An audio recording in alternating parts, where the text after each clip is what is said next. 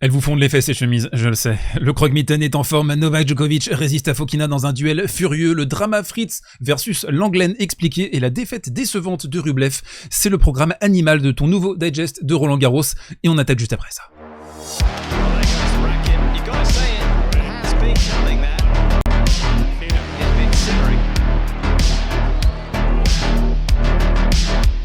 Et on attaque ce côté réseau avec le drama Taylor Fritz hier soir face à Arthur Rinderknecht. Vous avez tous vu les images déjà depuis quelques heures, donc je vais pas vous présenter en détail ce qui s'est passé, juste pour vous rappeler, voilà, on a eu un public pendant 3 heures qui s'est mis sur les côtes du joueur américain qui a passé son temps à siffler entre les premières et les deuxièmes balles, à faire des petits cris même pendant les échanges, etc. Donc c'était particulièrement borderline, vous le savez, hein, si vous suivez la chaîne depuis quelques mois, quelques années maintenant, j'ai un seuil de tolérance plutôt élevé par rapport à ça, même si, soyons clairs, le public a joué avec la limite pendant 3 heures sur le Langlaine hier soir.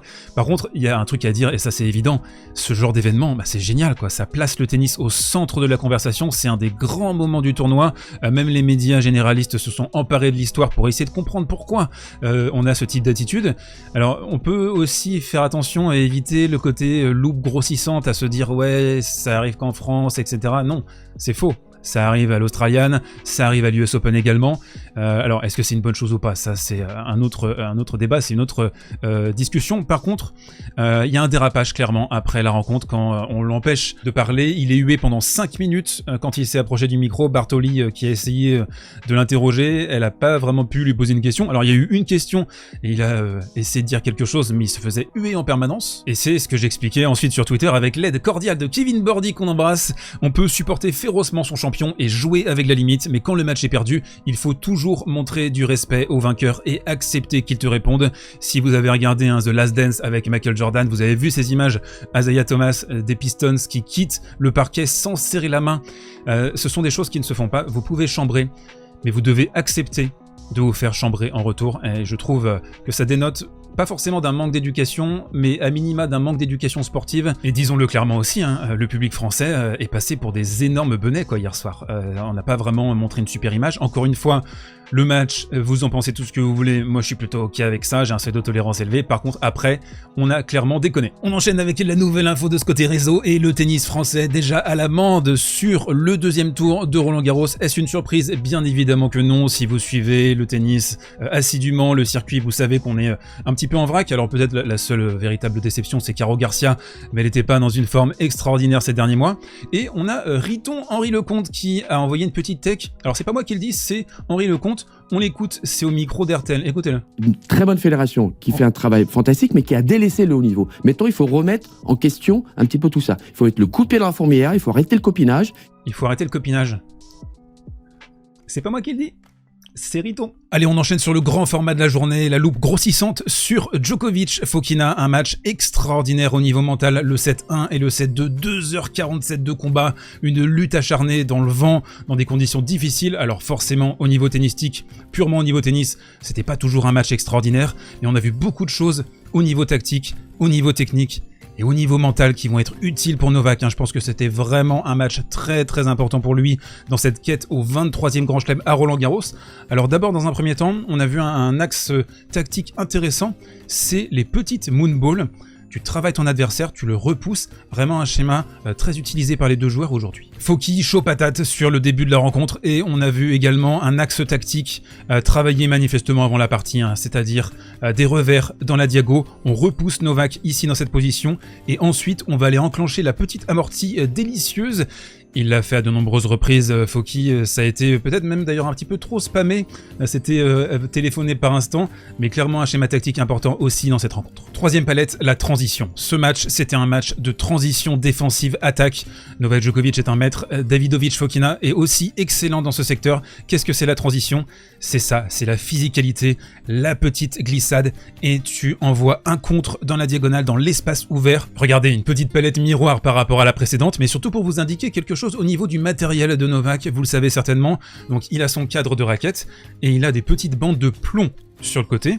Alors à quoi ça lui sert? Ça lui sert à donner de la vie sur des contres, ici notamment, hein, vous le voyez là, et c'est ce qui l'aide à avoir une balle explosive, et on la voit, hein, c'est un petit peu comme les ballons de football, la balle qui flotte un petit peu dans l'air et qui pénètre très très fort, ce qui fait que là, on pénètre très très fort.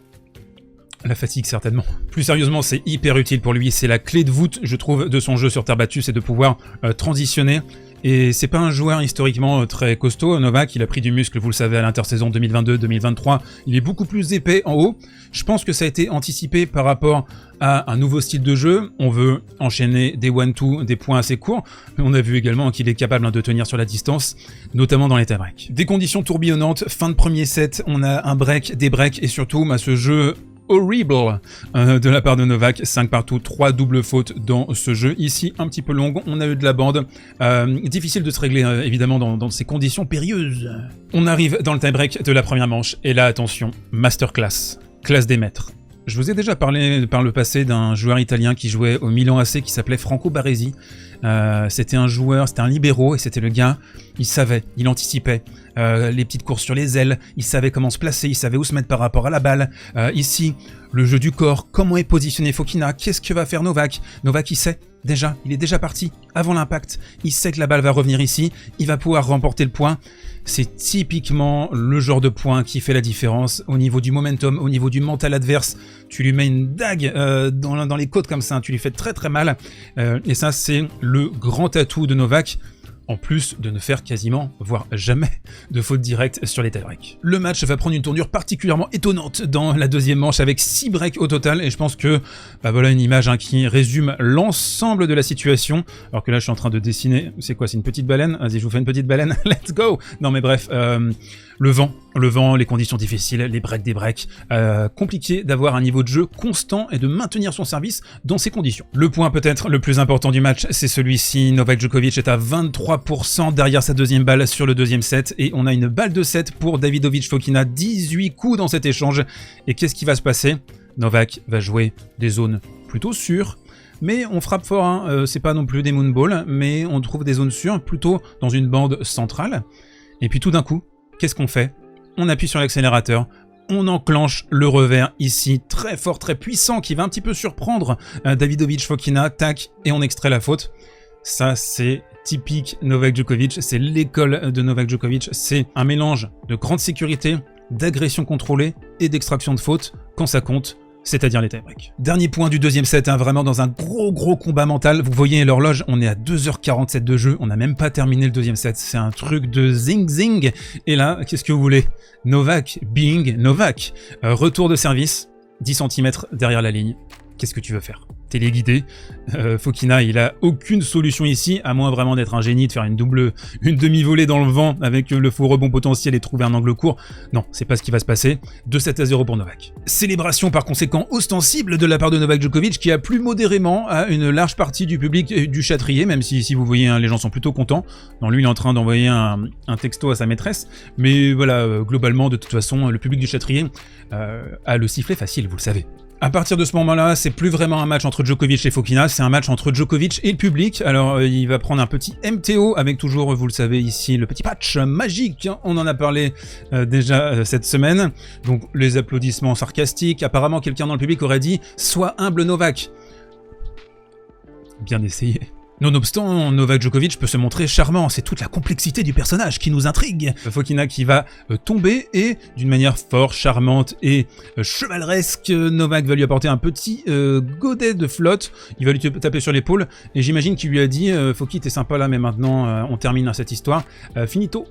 Alors le mini bilan de cette rencontre, déjà, c'est que Novak Djokovic est prêt sur le plan mental, ça c'est indéniable, pour aller lui chercher 3 sets sur un seul match. Il va falloir se lever tôt, je pense qu'il va falloir une performance tennistique, tactique, technique, de premier plan, de premier ordre. Je vois pas beaucoup de joueurs capables de faire ça sur le tableau. Et un point important aussi, c'était un troisième tour. On regarde son tableau ensuite, on se dit, jusqu'à la demi-finale, je vois pas vraiment qui pourrait battre ce Djokovic-là. Donc un match très important sur ce Roland Garros pour Novak. Un mot rapide sur Rublev quand même, qui était l'un des outsiders de ce tournoi. Alors déjà, il y a un truc, c'est que jouer au tennis avec des moufles, c'est compliqué, ça fait que t'as pas de main, quoi. Le Russe qui menait 2-7-0 et qui va se faire remontader dans cette partie, 5-7, et qui s'est un petit peu inventé une vie aussi dans certains moments chauds. Service volé carrément. Service volé Rublev, dans la même phrase, sur balle de 7. Vraiment dans la même phrase, hein, sans deck. Et regardez encore où il est sur la balle de match, au filet.